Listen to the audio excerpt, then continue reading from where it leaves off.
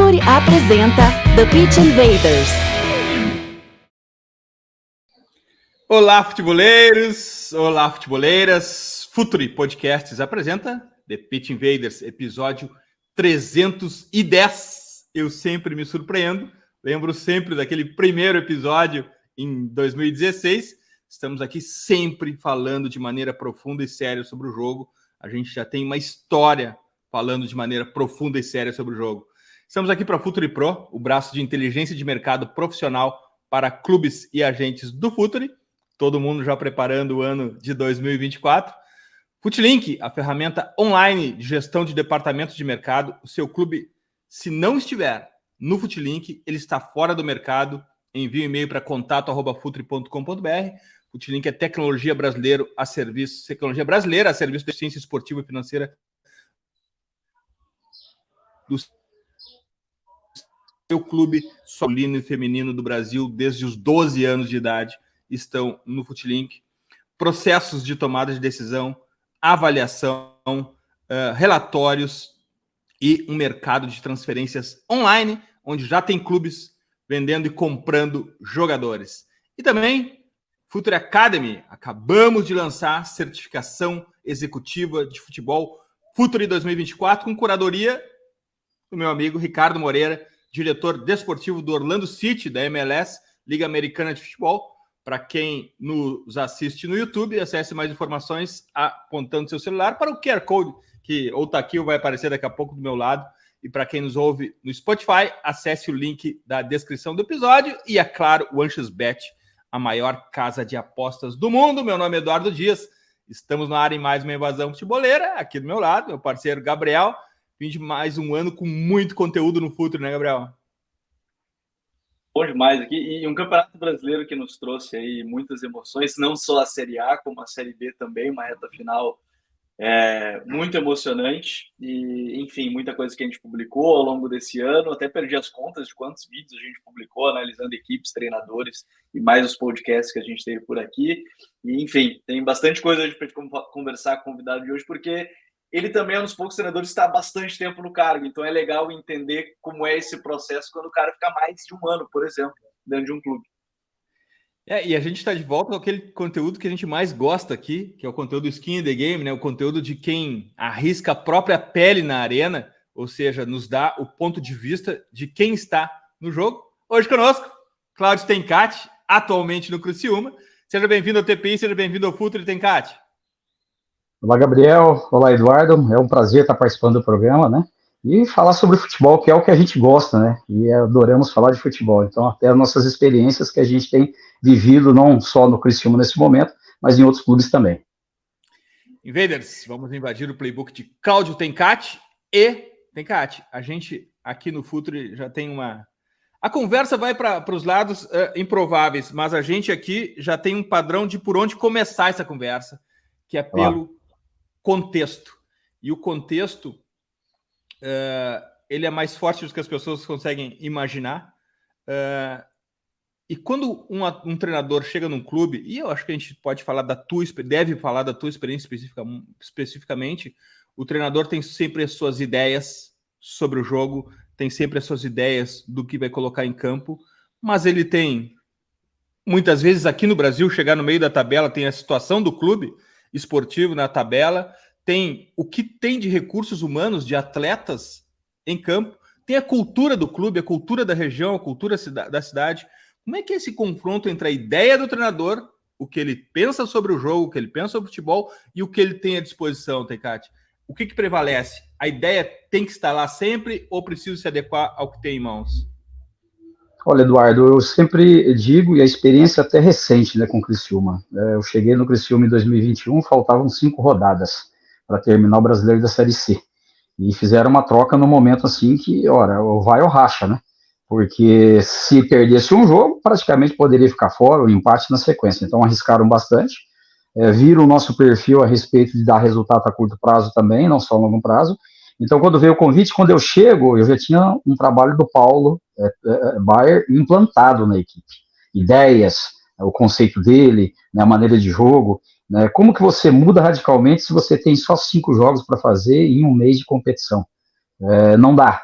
Então, a gente procurou o quê? Já naquele momento, como você disse, é entender aquilo que você está pegando, entender a cultura do clube, do treinador anterior que estava lá, estudar um pouco daquilo que a equipe estava entregando, o que está faltando, qual que é o elo ali que está faltando para essa equipe realmente voltar a ganhar e dar sequência, se é psicológico, se é tático, né? Então, alguma coisa que se perderam no meio do caminho, porque a equipe vinha bem.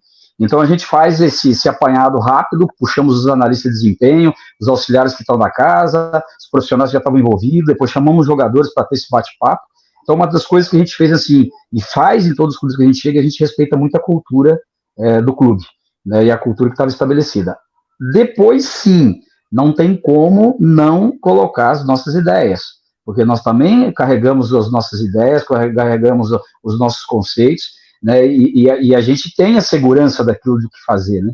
Então a gente fez isso e num segundo momento, para a temporada seguinte, aí sim, sentamos com o diretor executivo, toda a comissão técnica, criamos um modelo de jogo para o Criciúma, baseado naquilo que é o Criciúma, sua história, suas características, sua cultura, né, e também baseado naquilo que eu penso. Como convergiu a ideia de todos os profissionais que estavam aqui, lá, montando esse modelo de jogo, com aquilo que o Criciúma tem, então se encaixou muito bem. E vejo que até uma das virtudes e desse modelo vencedor do Criciúma nesse momento é isso, que a gente realmente criou um modelo de jogo, né, instituiu uma filosofia de trabalho, tem uma metodologia bem definida, né, baseada em um contexto geral. Então eu digo assim, o treinador hoje que ele não é flexível, ele está fadado a ter problemas de gestão ou de resultados ou de trabalhos que não vão durar. Por quê? Porque a minha ideia, eu jogo dessa forma e não abro mão. Ora, mas o clube tem uma cultura, tem um jeito de jogar. Se você não tiver resultado a curto prazo, você vai ter problemas e graves. Então, na minha opinião, o treinador tem que ser muito flexível nesse sentido. Se você me perguntar assim, a nível de sistema, já variei, já joguei no 4-3-3, 4-2-3-1, 4-4-2, né, e hoje está mudando muito, né, você está numa fase ofensiva, você está colocando muitos linha de 5 à frente para atacar, às vezes com 2 beirada com pé na linha, ou às vezes é lateral que avança e um beirada com pé na linha, né, 2 atacantes por dentro e um terceiro chegando. Então tem variações assim espetaculares. Então é a mesma coisa, eu vejo que o treinador que não abria a mente para isso, né, e eu no passado tinha uma mente engessada também até 2015, posso afirmar isso aqui, e depois com as licenças, se você tem naquela integração com os treinadores lá, vendo as licenças, estudando um pouco mais do futebol a nível mundial, atualmente ela começa a abrir, né? Então, graças a Deus, a minha abriu também, e por isso que hoje eu tento ser o mais flexível possível, mas não fugindo do meu DNA, né? Tem Kátia abriu aí um monte de porta que a gente pode começar a conversar. Verdade. Mas eu quero só ir num ponto ainda fora de campo, tem Kátia, que é justamente você, querendo ou não, aqui no futebol brasileiro também é uma exceção, porque, por exemplo, eu lembro bem ali naquele período 2011, 2017, você foi treinador do Londrina praticamente 6 anos.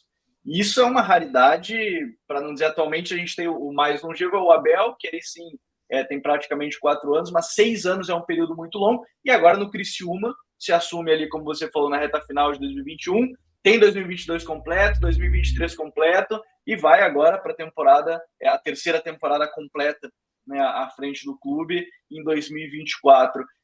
Isso tudo também é um fator que é claro que a gente tem a pressão externa de vencer e interna também de vencer, de ganhar, isso é óbvio, você falava sobre isso, mas o quanto isso também ajuda a dar um pouquinho mais de tranquilidade para o dia a dia, para conseguir aos poucos também colocar em prática algumas coisas, e galgando também um caminho que foi o Criciúma no ano passado, fica em 8º na Série B, vem para esse ano, ganha o estadual, chega agora no 3º lugar e retorna à Série A. O quanto também tem essa confiança de um todo, de que você vai permanecer, de ter um trabalho maior, também ajuda nesse contexto geral, tem, Kátia?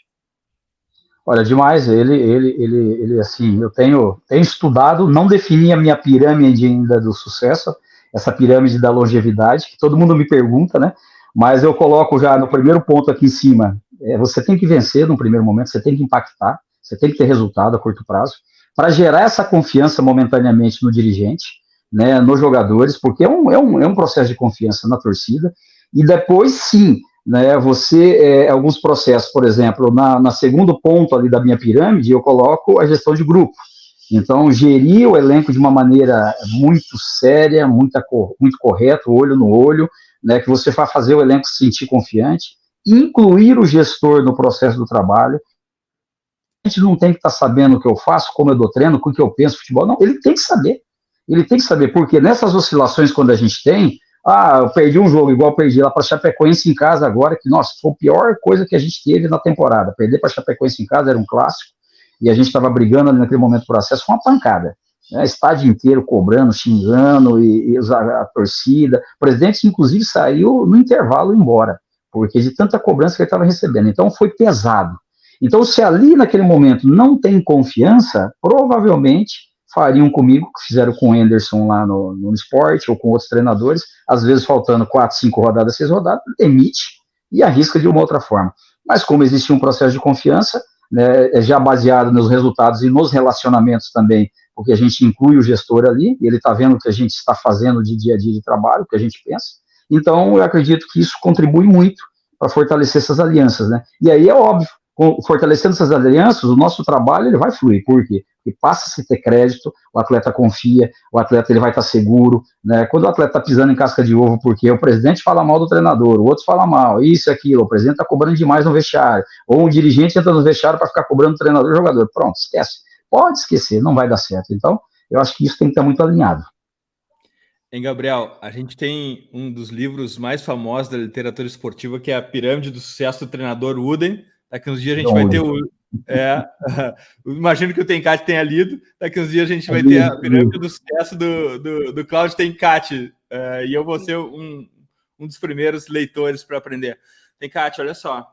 A gente aqui fica ansioso para entrar em campo e falar sobre questões táticas, claro. Mas a gente tem visto como é importante também abordar os relacionamentos, as formas de contratação, e nesse ponto de contratação, a gente aqui não busca questões fáticas específicas, mas na tua experiência como treinador, nas negociações para assumir clubes, tanto que vieste a assumir, ou os que não acabasse não assumindo, se fala sobre futebol, Tencati, se discute pontos de tática, de coerência entre o que tu tem para agregar e o clube tem para oferecer. Como é que essa conversa esportiva, não quero saber da conversa dos números, mas conversa esportiva antes da contratação, isso acontece com frequência, Tencati? E em que nível é isso? Em todos os clubes que eu trabalhei até hoje, né, dos que seguiram na minha caminhada, só 2 executivos que debatemos antes da minha contratação as minhas ideias, aquilo que eu pensava e aquilo que eu poderia agregar ao clube. Por incrível que pareça, o Brasil de Pelotas com Felipe Gil, que estava lá como executivo em 2020, o Emerson Maria sai, né, e ele me liga, e antes de confirmar minha contratação, porque o presidente queria, e o presidente dizia assim, não, esse é o treinador sanguíneo, esse é o treinador que eu quero, não, mas aí o diretor, não, eu quero conversar com ele primeiro, eu quero fazer uma entrevista, quero ver o que ele pensa, senão daqui a pouco traz um treinador com ideias totalmente diferentes do Emerson, e lascou a equipe, né? Então, teve essa conversa, foi muito bacana, eu gostei muito, e o segundo momento foi aqui no Criciúma, com o Juliano Camargo. O Juliano também, antes de efetivar minha contratação, e tudo assim, chancelado já. Os analistas tinham estudado o meu modelo de jogo, já tinham colocado, né, que depois que eles vão contar, né? Eles tinham estudado de cabo a rabo. E o presidente tinha já também chancelado a contratação, só que mesmo assim o executivo Juliano ligou para sentir de mim, né? Numa fala, numa colocação, o que realmente ali a gente pensava a respeito disso, e convergiu para isso. Então, foram 2 executivos ao longo aí de 18 anos que me ligaram para contratar. Os demais, com certeza, foram baseados no resultado. Baseados assim, o cara ganhou lá, ganhou aqui, vou contratar porque ele já venceu lá, né? Então... Hein, Gabriel, antes de te passar a pergunta, o futebol é a única indústria que contrata pessoas sem conversar com as pessoas. É uma loucura isso. É verdade, os jogadores, a gente já ouviu casos, né, de jogadores que acabam sentindo sair de casa, fala América do Sul, a gente vê jogadores, não conversou antes, não entendeu que era muito introvertido, quando chega no clube sente, né, então assim, eu já vou até talvez a parte muito importante. Eu já vou até fazer um corte aqui sobre o Futre XZ com o Rui Costa, que ele diz assim, quando eu não conversei com o atleta e com o treinador antes da contratação, eu me arrependi depois. Perfeito. Inclusive, um dos pontos que a gente tem colocado, Eduardo e Gabriel, além das características do atleta, além daquilo que a gente quer, e claro, às vezes se contrata pelo nome, pelo impacto do nome também, mas aliado a isso, da característica, aquilo que ele vai representar para a equipe, dentro do nosso modelo, alguns atletas a gente sempre questiona se ele pode fazer mais de uma função, se ele faz, se ele só joga como meia central, como meia de corredor, né, se ele pode fazer um segundo próximo do centroavante, né, então a gente sempre entra nessa discussão, e um ponto que eu acho importantíssimo, nós temos contratado também, perguntado para o atleta, o que ele pensa ao vir para o Criciúma, qual é o sonho que ele tem para realizar com o Criciúma, no projeto Criciúma, por quê? Nós temos que contratar pelo sonho, nós temos que sentir do atleta qual é o desejo verdadeiro de mesmo de vir para o clube, e ser protagonista, e não simplesmente vir ali e não se envolver, e não tentar melhorar o clube, ou no resultado, ou em outra coisa. Então, eu acredito que esse é um ponto que a gente tem usado nas nossas contratações, essa conversa. E também, quando a gente não conversa com o atleta, nós nos arrependemos lá na frente. Certamente pode acontecer. E professor, ainda, talvez a última parte antes de chegar no campo, seja justamente essa conversa com o atleta, mas aí eu falo de maneira geral com o grupo, onde você está gerindo ali, claro, como a gente acabou de falar, sonhos, pessoas com aspirações diferentes, mentalidades diferentes, necessidades diferentes também, por que não de forma como vai conversar, e talvez em algum certo momento a gente começou a tratar isso, principalmente aqui no Brasil, como, fulano é o paizão, tem que pensar só na parte tática, e talvez a gente esqueceu que realmente precisa lidar com essas pessoas. A gente pode pegar um exemplo, para mim um exemplo muito claro disso é o Renato no Grêmio, que é, não, ele só é um gestor de grupo, mas aí chega o Luis Soares, que é o Luis Soares, e elogia ele o dia a dia inteiro, a gente tem que refletir um pouco sobre isso também. Claro. Como é que você vê essa parte da gestão de trabalhar com as pessoas? Porque, querendo ou não, se o cara não comprar a sua ideia ou não comprar o seu discurso, de nada adianta você ter as melhores ideias do mundo, professor. Não há dúvida, na minha opinião, inclusive, nesse ponto, anteriormente, eu estava muito focado no lado tático, técnico, na parte mais direcionada para aquilo que vamos executar. Mas as relações humanas eram um pouco esquecidas. Do simples bom dia para todo mundo, de chegar lá no elenco ter uma conversa, de encostar no atleta e perguntar como que ele está, como que a família está, né? E o que ele está passando por um momento, se está sentindo, e os atletas, na grande maior parte, vai se abrir com você, ele passa a ter uma confiança, inclusive no outro dia ele já passa a brincar com você, professor, bom dia, tal, e aí, como que tá? Então, melhora a relação, não há dúvida a respeito disso. Então, isso é um aprendizado que eu fui adquirindo aí ao longo das temporadas, e melhorei muito depois ali de 2020 para cá, com relação a isso, e o meu foco, ele não é que está o foco agora, claro que o lado tático ainda é um foco meu, mas eu já dividi um pouco. 60% hoje tático técnico e 40%, né, hoje eu me direciono e me identifico com a gestão. Né, no entanto que o próprio Éder mesmo, que nós nunca tínhamos trabalhado junto, ele só trabalhou em clubes de alto nível, com grandes treinadores, uma das coisas que ele mais me elogiou, assim, isso para mim pessoalmente, perante o grupo, foi a gestão de grupo. Né, então ele coloca até a gestão dele, assim, ele falou assim, dos poucos treinadores na minha escala de gestão de grupo, você está entre os 3 melhores que eu trabalhei, porque você sabe gerir muito bem isso. E a gente fica feliz, né, porque estamos ainda aprendendo, né, e estamos ainda desenvolvendo esse conhecimento. Mas eu fico feliz porque isso, na minha opinião, é uma parte. O Felipão é um, né, o Felipão tá aí, ó. Todo mundo chegou, o Atlético Mineiro chegou lá, 7 jogos sem perder, sem ganhar, 7 derrotas praticamente. Acho que teve uns empates no meio, mas aquela turbulência, onde chegou agora o Atlético Mineiro na reta final, né? Então, o Felipão tem essa característica do paizão, de agregar elenco, então eu tenho convergido também para essa área. Eu me baseei muito no Ancelotti, falam muito do Ancelotti a respeito da gestão de grupo dele. Pena que parece que não vai vir para o Brasil, né? Porque todo mundo critica de um treinador europeu. Eu gostaria que viesse, até para melhorar um pouco e ampliar nossa visão. Às vezes até, professor, essa conversa do sentido do jogador te dizer onde é que ele se sente mais confortável também, né? Não ficar só no pensamento, vou colocar aqui, vai ser aqui, e eu não quero em outra posição, né? Exato, já aconteceu várias vezes assim, nós ajustamos uma bola parada, aí você chega no atleta, mas você faz aqui o primeiro pau, aí o cara olha para mim, quando ele já olha assim, e tem aquele olhar, você fala assim, fica tranquilo, eu vou, então nós vamos te colocar aqui na segunda linha, ou na terceira linha da marcação, a marcação por zona, né, e aí quando o cara fala, professor, conta comigo, tá aqui, tô confiante, sei fazer, já fiz, pronto.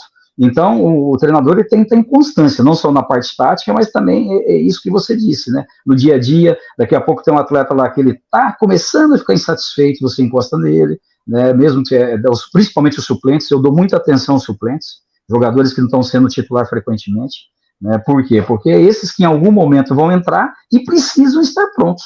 né? Então, se eu deixar ele totalmente de lado, a hora que ele entrar, ele não vai corresponder, pior para mim, porque o resultado não vai vir. Então, a gente tem que estar preocupado, e os atletas que não vêm jogando com frequência são os que mais que a gente tem que se preocupar. Tem uma máxima, que é uma brincadeira do futebol, que é o trabalho do treinador é deixar 11 jogadores felizes, os 11 reservas. E acaba, com certeza. e acaba sendo exatamente isso que tu falaste agora.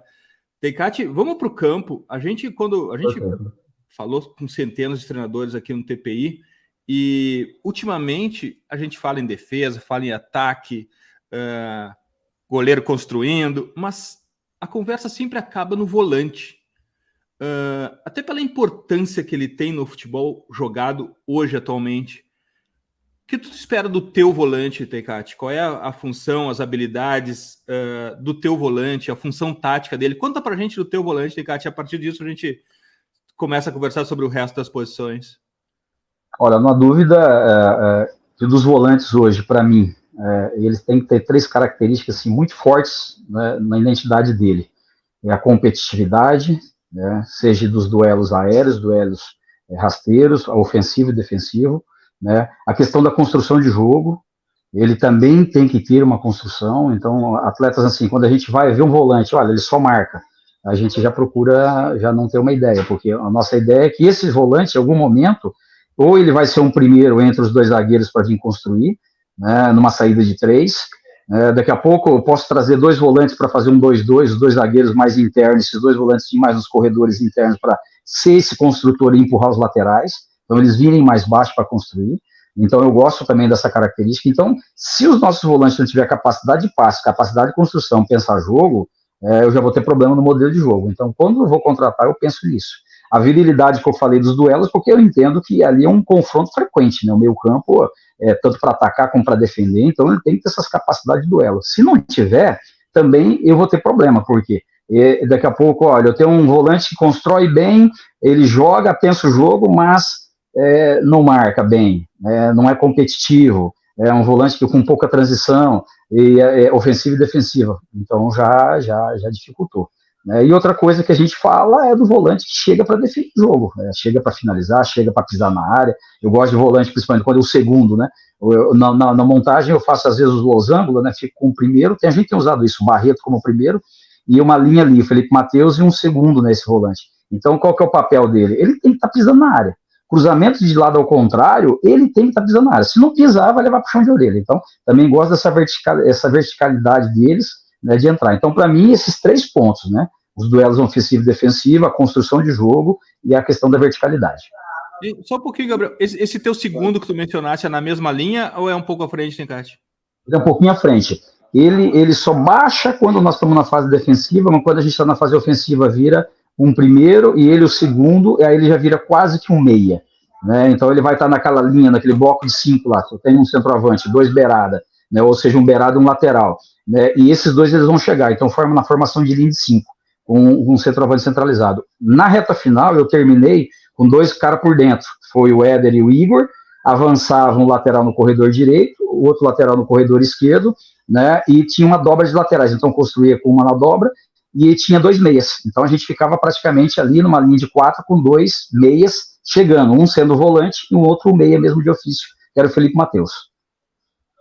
Legal que você fala sobre o losango no meio, porque a gente tem visto cada vez mais essa tendência a voltar, né, dos times terem esse losango, às vezes a dupla de ataque, a gente pode entrar depois para falar, mas povoar mais o meio campo de maneira bem por cima, assim, a gente falar que tem 4 meio-campistas, né, professor? Mas é uma parte que tem me chamado a atenção, porque me parece que os times eles têm se adaptado muito a buscar cada vez mais esse jogo por dentro e ter laterais, de fato, que vão chegar ainda mais ao fundo para compensar, mas me parece que tem sido uma tendência interessante perceber, você cita agora, de utilizar esse modelo, mas queria que você falasse um pouquinho mais, porque me parece algo interessante a partir do ponto que você pode ter várias características diferentes de meio-campistas, e aí depois duplas mesmo complementares, às vezes você não tem um ponto exatamente de drible, mas você tem um segundo atacante, enfim, queria que você falasse um pouquinho mais dessa ideia de utilizar um meio-campo, assim, o losango, que para mim eu gosto muito dessa variação, porque realmente você consegue unir várias características diferentes e de repente ter uma variação interessante com esses 4 atletas. Ah, não há dúvida. Inclusive, eu não vou saber te dizer o percentual, né? Mas uma equipe que fez muito isso agora no futebol europeu, foi campeão da Liga Europeia, o Pep Guardiola, com o City. A gente chama daqueles meio terço, né? Então, como a gente, assim, passou a ter muito beirada pé na linha, seja atacante ou lateral, então tem uma linha de 4, e esses laterais na linha de 4 saem mais para perseguir esses corredores, e os zagueiros, em algum momento, eles estão muito expostos. Só que entre o zagueiro e o lateral, apareceu, a partir desse momento agora, desse futebol, da maneira que está sendo jogado, tem aparecido uma linha entre o lateral e o zagueiro que está para ser preenchida, principalmente em terço final. E poucas equipes conseguem defender bem esse terço final. Por isso que eu, já falando em parte defensiva, quando eu pego equipes que fazem isso, eu não abdico de estar com linha de 5, com linha mais baixa. Por quê? Porque eu sei que ali eu vou ter problema se eu não fizer linha de 5. Se eu não tiver uma linha mais que vascule melhor e esteja mais preenchido do lado do zagueiro, eu vou ter problema. O City usou demais isso, né? As meias dele vindo e atacando esse corredor interno, né? Então, o cara pé na linha, esse meio terço ali, esse corredor interno. Inclusive, eu falei do percentual, futebol inglês tem saído muitos gols nesse espaço, porque eles estão explorando muito. Então, vem uma ideia para o futuro. Eu acho que os treinadores brasileiros também, quem está aqui, vai começar a olhar isso aí. Eu já estou olhando. A gente já tem olhado porque a gente viu que é um caminho para a gente melhorar as infiltrações ali de ataque. E aí, com esse losango, eu sempre vou ter 2 próximo dessa zona, né? E é um caminho, é um corredor muito difícil de defender, e tem gerado muitos gols contra também. Porque quando se chega na linha de fundo por esse corredor e cruza para dentro, pega o zagueiro de frente para o seu próprio gol. Então tem gerado... Ele quer tirar, o gesto técnico não vai estar legal, né? E pega, dá aquelas espanadas e ir para dentro do gol. Então, é uma verdade. Tem, Cate. E a tua construção de jogo? Como é que tu faz a tua construção? Tu baixa o volante, tu espeta o lateral? Como é que tu constrói o jogo idealmente, né? Porque chega na hora do jogo, a gente tem que combinar com o adversário. Idealmente, claro. Qual é a tua construção, Cate? A gente procura muitas variações, porque, como você disse, a gente pega adversários que têm características de subir a marcação e ser mais pressionante, principalmente em jogos fora. Então, a gente já tem que estar preparado para isso, né? Jogos em casa, também alguns adversários foram assim impressionantes, então você tinha que ter algum já escape. Então, eu gosto muito de ter os 2 zagueiros próximo do goleiro, para construção curta, um volante centralizado e baixo um dos laterais. Então, eu vou ter praticamente uma saída ali com o goleiro de 5 jogadores ali para aquele setor, né, ocupando espaço entre o lateral, os 2 zagueiros, mais o volante e o goleiro. Eu incluo o goleiro, ele está fazendo parte da construção, né, então não há dúvida. E aí, os demais eu empurro na verticalidade, já para empurrar o adversário para trás, até a gente eu vou falar que os adversários vão ficar atentos, mas não dá para não dizer.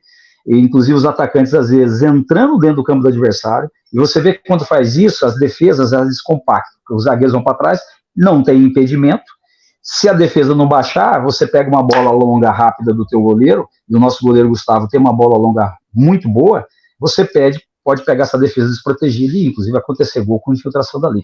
Então, mas a prioridade, assim, é sair curto, né, saída curta, construção curta desde o tiro de meta, né, tendo essa construção inicial, passou de um terço médio, aí a gente já, na reta final eu usei saída de 3 com lateral e um volante centralizado, que era o Barreto, então a gente tinha 4 para construir desse terço médio, e aí empurrava esse outro bloco de 6 jogadores à frente, que já era o lateral da dobra, o outro lateral, tinha 2 atacantes internos com os 2 meias, né, um volante e um meia de ofício. Então a gente estava com esse modelo nesse momento e usando a saída de 3. Mas usei muito no início da competição também, empurrando os 2 laterais ao mesmo tempo e trazendo os 2 volantes perto dos 2 zagueiros para construir. Então fazendo um 2-2 ali, né, e centralizando o meia, tendo os 2 atacantes internos, ou às vezes um centroavante com 2 meias de ofício e os 2 volantes baixavam, né? Então, em geral, as variações elas estão mais ou menos aí. E a prioridade, como eu disse, é jogar apoiado. Mas, ponto, igual com o goleiro. Se você sentir que nós estamos encurralados, não tenha vergonha de verticalizar essa bola, né? Então, não se preocupe, por quê? Porque uma das coisas que eu tenho visto também, tomando muito gols em alguns momentos, principalmente o ano passado e o ano anterior, porque os goleiros ainda estavam com dificuldade de construção com os pés. Então, era poucos goleiros que construíam bem com os pés. E alguns se arriscando demais. E aí virava aquela bomba relógio, né? Aí você tomar um gol ali por causa de uma ideia que você não abre mão, eu respeito, por exemplo, o Diniz, eu acho ele um cara espetacular por isso, porque ele não abre mão. Mas eu, no meu conceito, eu não consigo, porque eu acho que fica muito perigoso, no meu conceito. Né? Então, cada um é a sua ideia, mas a gente tem essa ideia. Então, por isso que lá no modelo tá jogo apoiado e vertical. Jogo apoiado e vertical. Boa. Aproveitar, porque dentro do contexto da própria Série B, em algum momento, mesmo que eu vejo hoje que ela evoluiu muito em termos de times que querem sair jogando curto e vão fazer esse jogo apoiado, professor, a gente tem times muito físicos e que vão buscar esse confronto de duelo e tudo mais. Então, também é um ponto do contexto, que a gente volta para a primeira pergunta, do contexto da própria liga que você está, né? Claro, claro. Vou dar um exemplo. O Rogério Ceni, quando subiu da Série B para A, primeiro ano dele com Fortaleza, ele criou uma jogadinha ali que ele já tinha, e eu fiquei com isso na cabeça. Até peguei uma time dele. De meta quase no 9 sempre, né? Isso. E o Wellington Paulista, ele vinha num posicionamento ali, ou ele dominava e arrumava para o meia, ou ele cascava para os atacantes de beirada infiltrar.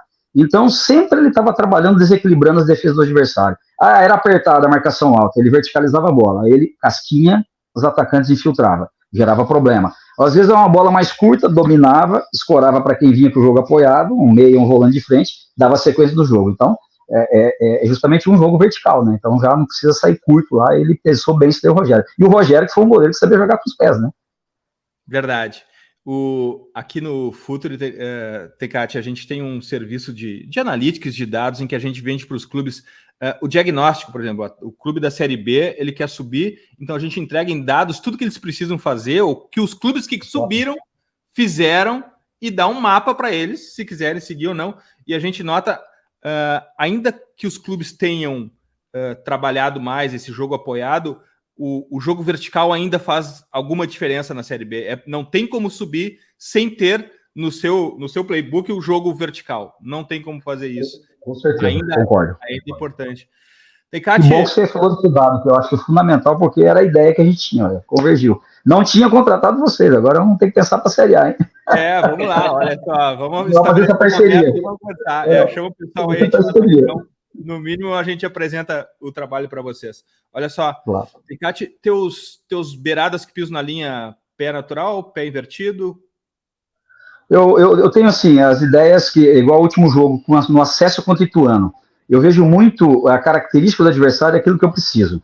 Se eu pego laterais que pressionam muito nos corredores, saem para marcar já alto, né, eu gosto de trabalhar com o pé invertido. Por quê? Porque nessa pressão alta, ele abre muitas costas deles, certo? Os laterais abrem muitas costas, às vezes os zagueiros não vão sair nas casas para cobertura, ficam mais sustentados, então te abre possibilidade de infiltração de meia de dentro saindo para fora, de atacante de dentro saindo para fora, né, como eu estava usando o Éder e Igor, e ao mesmo tempo, no terço final, o atacante meu entrando para dentro, quando recebe com o pé na linha, para ele ir por dentro, para levar para 1 contra 1 e ter a finalização, porque ele já está o quê? Em direção ao gol para finalizar.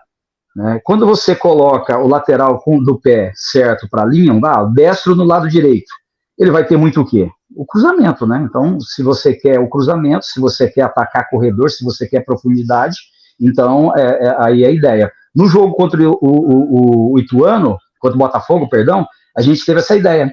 Nós seguramos o Marcelo Hermes na saída de 3, coloquei o Fabinho como terceiro atacante com o pé na linha, ele é canhoto, do lado esquerdo, e ficou Éder e Igor por dentro, porque eu sabia que o Botafogo ia jogar com uma linha de 4 zagueiros.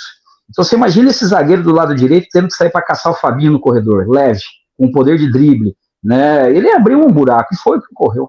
Né? E foi o que ocorreu, ele teve cruzamento, ele teve dinâmica de tabela com Éder, com Felipe Mateus, né, com Igor, então abriu um leque muito grande assim, de possibilidades. Então eu analiso muito desse lado, o que é viável para aquele jogo, por isso que a gente treina essas variações. Inclusive a gente treina muito isso com os beirada com invertido e beirada com o pé realmente atacando no sentido certo.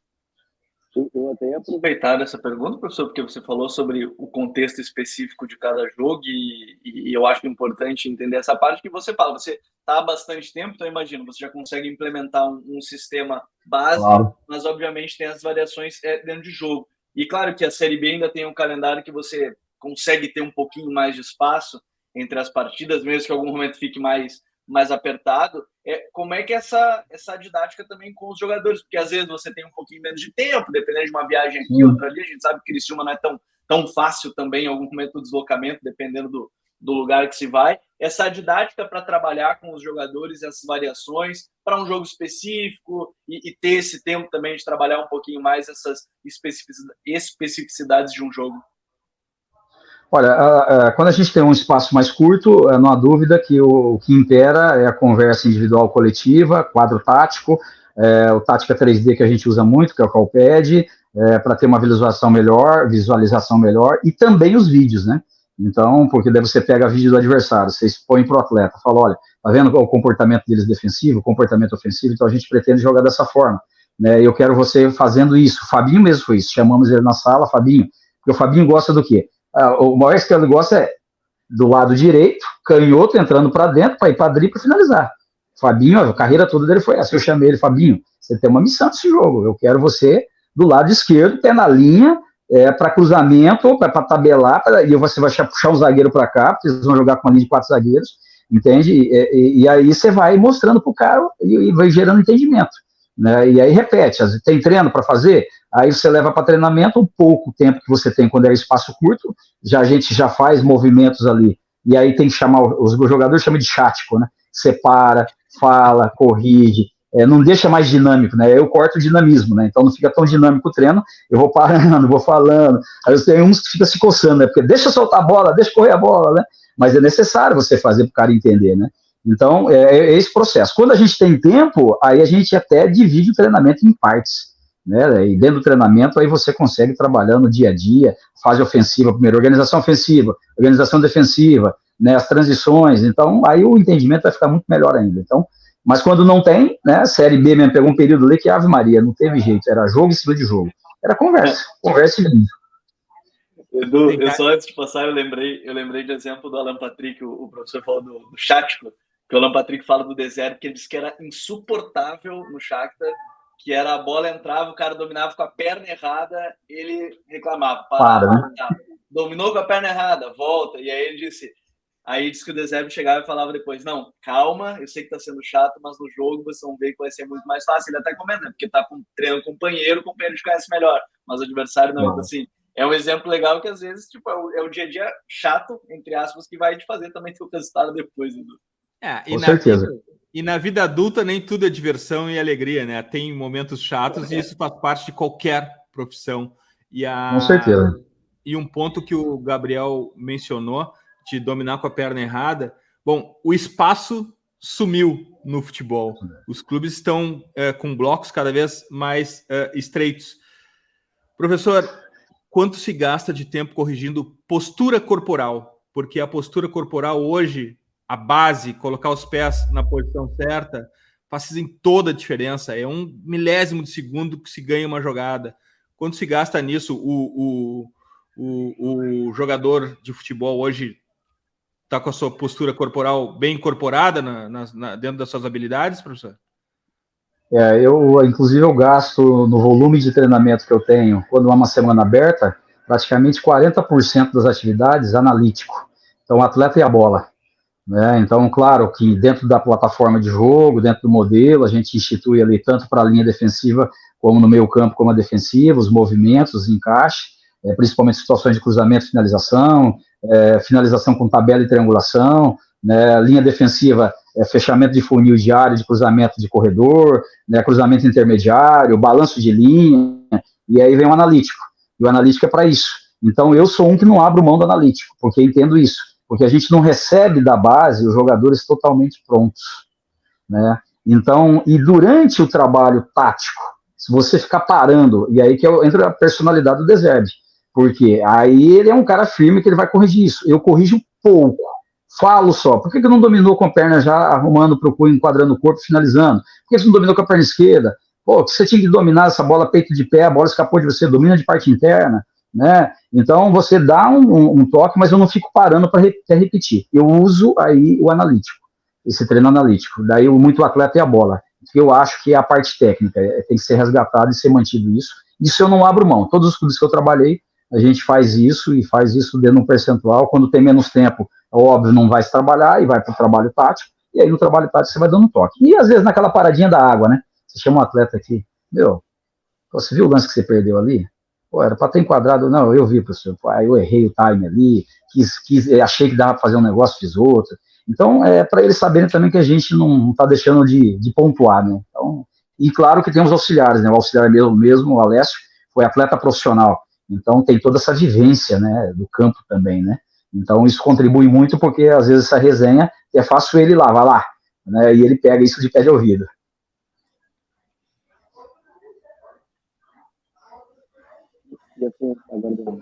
Tinha dado um corte, peraí.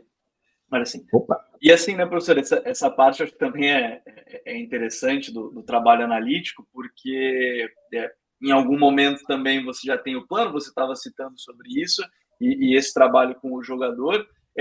E um outro ponto é justamente esses jovens que chegam ao profissional também, né? Porque a gente sabe que hoje, pelo menos a minha percepção aí, né, se o senhor quiser comentar também, pode. Claro. Mas me parece que hoje também a base em si, eu não vejo um problema de talento ou geracional ou algo assim, mas eu vejo que há uma necessidade também na base de resultado a qualquer custo. E isso faz com que, às vezes, você não priorize também desenvolver um atleta que pode chegar com 18, 19 anos ainda precisar de muita coisa. A gente sabe que o período formativo também se estende mais que isso, mas como é trabalhar com os jovens também nesse sentido, que em alguns momentos eles vão precisar de um tempo a mais, vão sentir em algum momento talvez a pressão externa. A gente vive a era hoje digital, onde o cara está muito ligado no que falam nas redes sociais, o que acontece, o que estão falando dele, se ele erra, enfim. Como trabalhar também com esse jovem, que é de uma geração totalmente diferente, e no futebol de base hoje me parece que está muito focado mais em resultado do que em informação em si, pensando aqui a nível Brasil. Para você ter uma ideia, né, assim, pegando um ganchinho anterior, né, eu monto um plano de jogo, eu monto uma jogada, e aí o cara, o lateral, chega lá no fundo para cruzar, ele não cruza bem. Quem? Ele, a bola. Né? Eu cruzou, aí o atacante conseguiu escapar do zagueiro, tá ele, a bola. Né? O meia recebe, num primeiro momento, se ele já conseguiu escapar do volante, tá ele, a bola. Então, grande parte do jogo, o atleta, ele tá com a bola, que por mais que tenha a marcação já encostando, o atleta é a bola. Então, ele já tem que ter essa noção do que fazer, o movimento do corpo, enquadrar o corpo, o domínio, da maneira que vai fazer. Então, não abro mão do analítico, sou um crítico da base em geral, como você citou, Gabriel. Por quê? Porque fui treinador de base, e hoje, em virtude das pressões que os treinadores recebem também, não é por culpa deles, também os dirigentes fazem isso, querem resultado, tem que ser campeão. E o atleta não chega formado no profissional, por quê? Só dinâmica de jogo. Então, o treinador ele fica lá, bola parada, organização defensiva, organização ofensiva, transição, trabalha a bola parada e vai de novo, só dinâmica de jogo. Então, não para destinar um tempo, aí chega zagueiro que não sabe cabecear, aí chega o lateral, que não sabe fazer até um arremesso lateral, às vezes, faz um arremesso errado, ou tem a noção, um domínio. Né? Lateral mesmo, eu fico louco, eu joguei na base como lateral e falava para os nossos laterais, é inadmissível você chegar na linha de fundo e pegar e tocar para trás. Você chegou no terço final, encara, vai, tira e cruza, rasteiro alto. Né? Então a gente cobra muito isso. Chegar lá no terço final. Sim, então eu tenho essa convicção, e acho que hoje um dos pontos que a gente sofre muito, e aí como você disse, eu não tenho uma comissão técnica grande, eu teria que ter um treinador de fundamento, né, dentro do meu processo de trabalho, para daqui a pouco só ser direcionado para os meninos que sobem. Por quê? Para daí aquele que tem que ser corrigido ainda lapidado, esse cara ia pegar para fazer isso. Mas hoje quem é de clubes que tem isso? É poucos. Né, que tem uma visão voltada para isso. Então, é uma das coisas que no futuro, se a gente permanecer mais tempo no Criciúma, uma das ideias que a gente quer implementar, para melhorar esse atleta lá depois, porque daí vem a cobrança de empresário, só o profissional não joga. Aí é os pais que têm já, assim, o menino visualizando o checão de milhões ali, né, resolver os problemas financeiros da família. E eu falo isso com propriedade porque eu já vi isso. Né, então, e o menino se sente pressionado, né, e aí não treina direito, e é uma série de coisas. Então, além do lado técnico, tática, psicológico, então, o jogador de base, a gente tem que ter um time muito bom para não perder o menino. Eu tenho pegado, inclusive, os exemplos. Né? Eu peguei até o menino do Grêmio mesmo, eu posso falar dele, o Guilherme Azevedo, né? Um baita potencial, era a maior promessa do Grêmio. Ele se perdeu em algum momento nesse processo. Né? E, infelizmente, agora está rodando em clubes menores. Tencati, qual é o time Tencati? Qual é a tua comissão técnica que vai contigo, que chegou no Criciúma e que nos futuros clubes vai contigo? Apresenta a banda aí pra gente, Tencati. Na verdade, nos últimos anos, Eduardo, assim, só tenho conseguido levar, e é um dos problemas para o treinador, né, principalmente que está em emergência ainda, né? Está emergindo, subindo de patamar. O auxiliar, só auxiliar. Né? Então, agora, claro, a gente está começando a ter uma visibilidade melhor, então quero incluir o analista comigo, o preparador físico, para não abrir mão. Tenho sofrido com isso, e alguns outros clubes eu só fui com o auxiliar, e aí eu não tinha um preparador físico.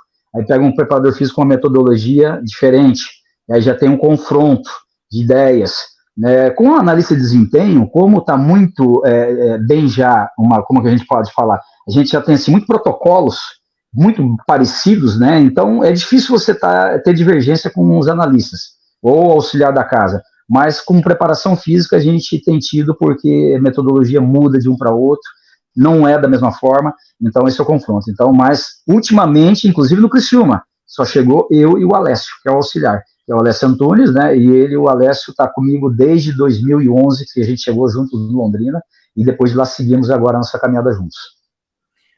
Gabriel, e tem sido uma tendência de mercado mesmo, não tem mais como separar o físico do técnico, né? Então os treinadores estão agregando a comissão técnica própria do treinador, um preparador físico, porque precisa estar tudo alinhado. E em alguns casos, até tem também está começando a chegar o treinador de goleiro junto com o treinador. Né?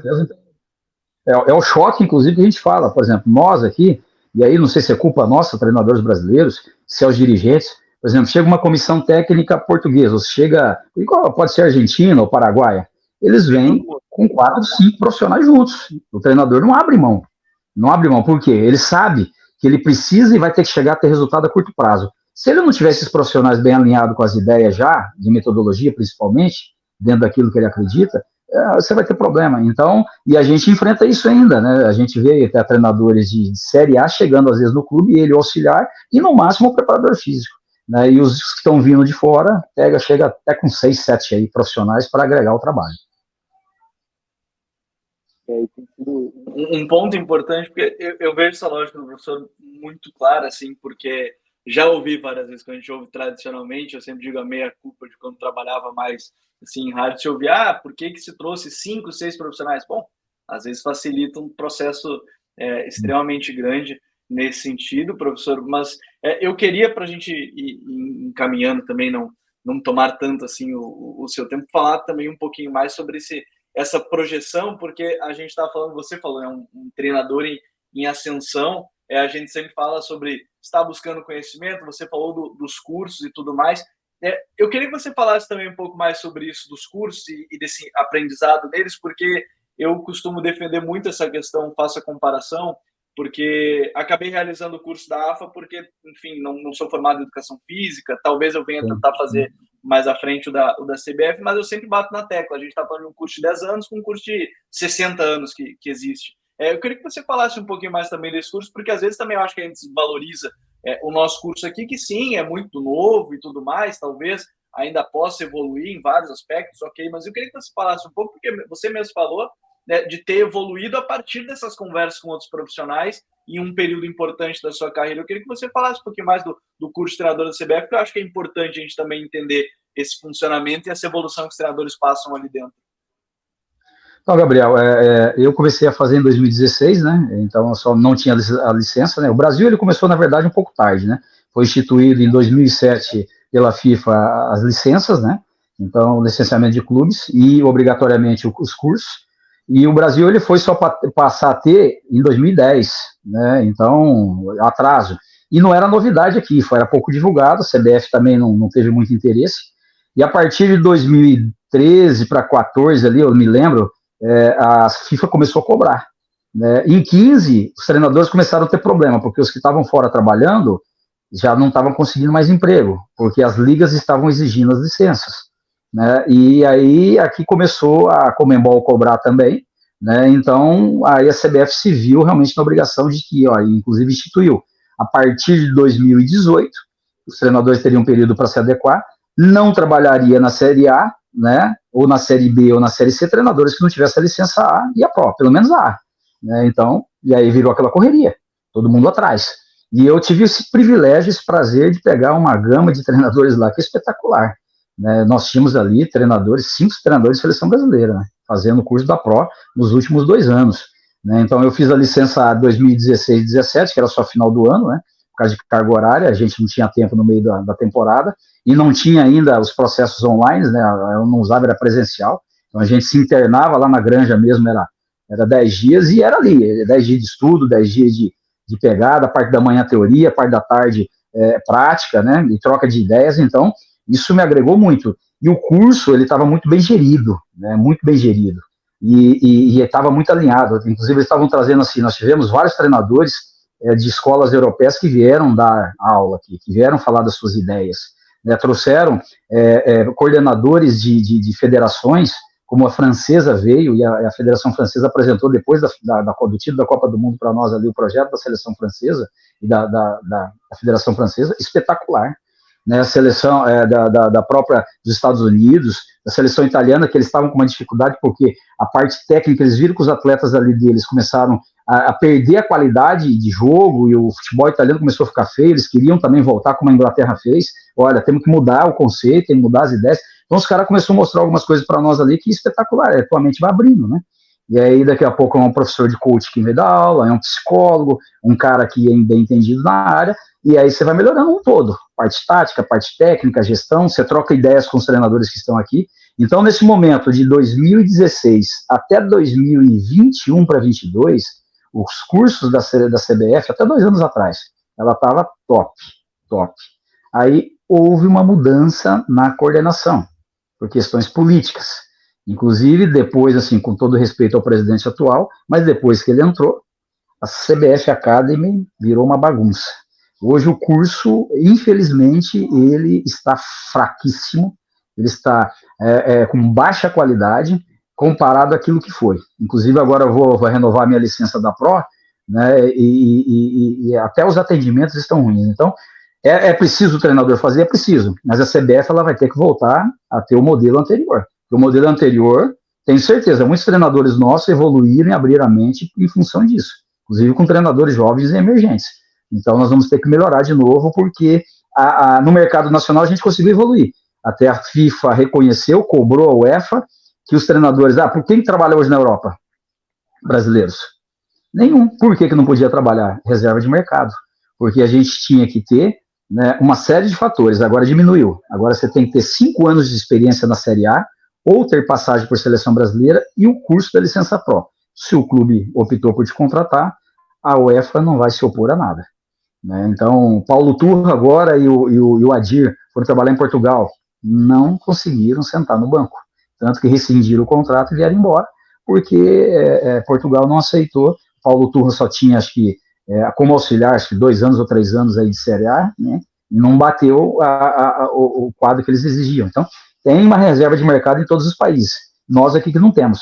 Né? Mas eu vejo que o treinador hoje, eu dou esse conselho. Vão atrás, independente aqui. Igual você citou, tem cursos também próximos a nós aqui. Né? A da Argentina é muito boa, de outros países. Mas a do Brasil, eu acredito que a CBF está tomando uma puxão de orelha agora de muita gente. E ela vai voltar a ter o curso do nível que ela iniciou lá em 2014 e veio até 2021. Ótima reflexão, Tencati.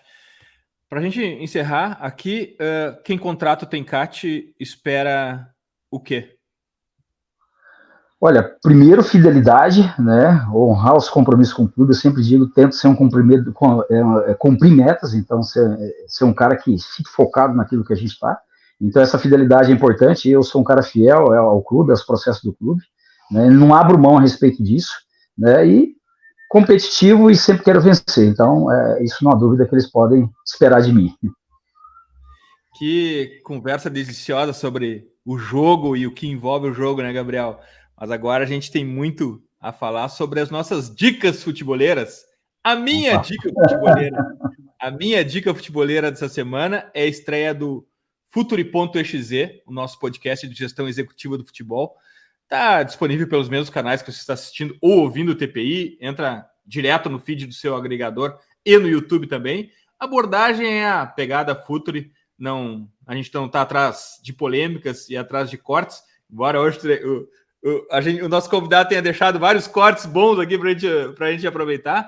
A gente está aqui para compartilhar conhecimento, experiências, erros, acertos, vitórias e derrotas, como a vida funciona de verdade. E o primeiro episódio do Futuri.exe é com o Rui Costa, atualmente executivo no São Paulo, a quem eu agradeço muito a disponibilidade e também a sinceridade que ele lidou com as respostas. O Futuri.exe é um complemento à certificação executiva de futebol Futuri 2024.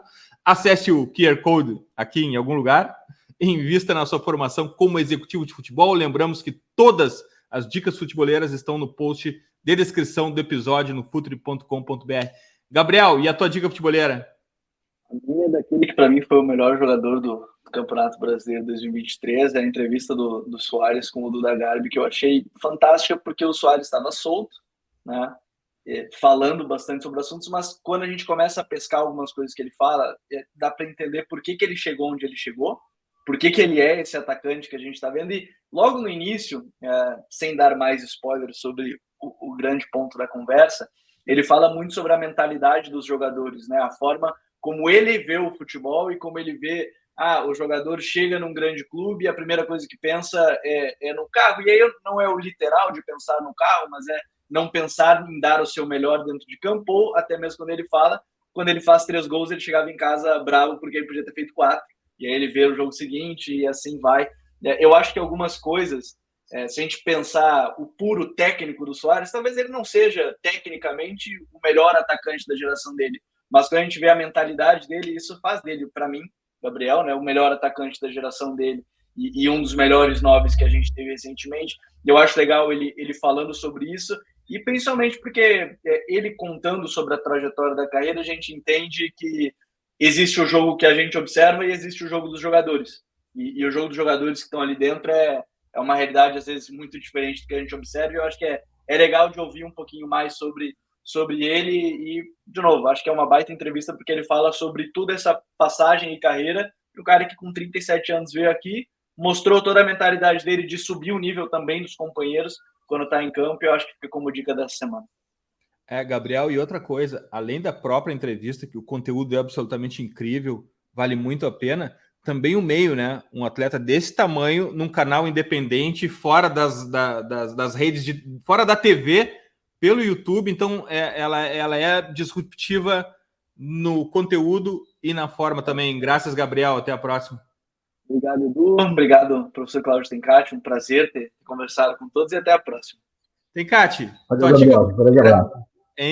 tua dica futebolera, quem ouviu até aqui já captou que lá no meio teve a pirâmide do sucesso do treinador Uden como dica futebolera. Temos outra dica, qual é a tua inspiração atualmente, Tencati? A base para todo treinador que está começando a carreira é ler um livro, A Arte da Guerra.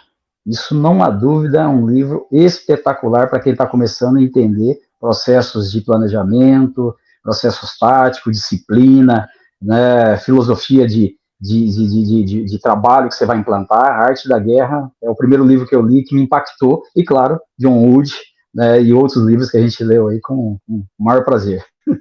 Cati, tu consegue achar futebol em outros esportes? Tu tem esse hábito de procurar futebol em outros esportes?